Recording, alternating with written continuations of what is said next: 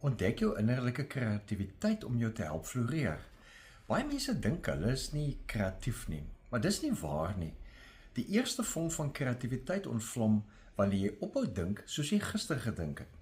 Nou, sommige mense voel bedreig deur kunsmatige intelligensie wat al hoe meer roetinetake oorneem en met nuwe voorstelle kom.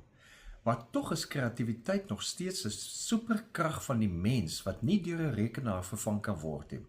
Dis juis hierdie kreatiwiteit wat byvoorbeeld in Suid-Afrika mense gedryf het om innoverende oplossings vir kragonderbrekings te skep.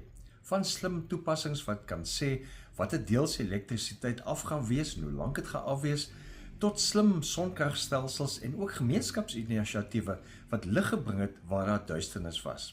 En dieselfde kreatiewe potensiaal leef in jou. Paulus herinner ons in Romeine 12 vers 2. Julle moenie aan hierdie sondige wêreld gelyk word nie, maar laat God julle verander deur julle denke te vernuwe. Dan sal julle ook kan onderskei wat die wil van God is, wat vir hom goed en aanneemlik en volmaak is. Wanneer God jou denke vernuwe, verander jou wêreld.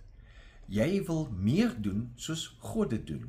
Jy begin anders kyk, anders dink, anders reageer. Prakties beteken dit dat jy vandag een kreatiewe roetine moet probeer. So byvoorbeeld skryf jou idees neer terwyl jy koffie drink.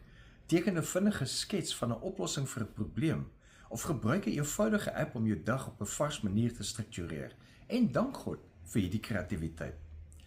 Die sielkundige Dean Keith Simonton wys daarop dat sulke kognitiewe vernuwing die grondslag is van volhoubare kreatiwiteit.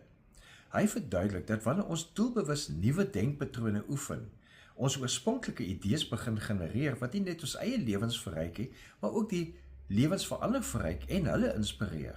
So die vraag is net, kyk na wat jy vandag doen en kyk, wat kan ek vandag anders doen? En so ontdek jy jou innerlike, Godgegewe kreatiwiteit. Leef geïnspireerd.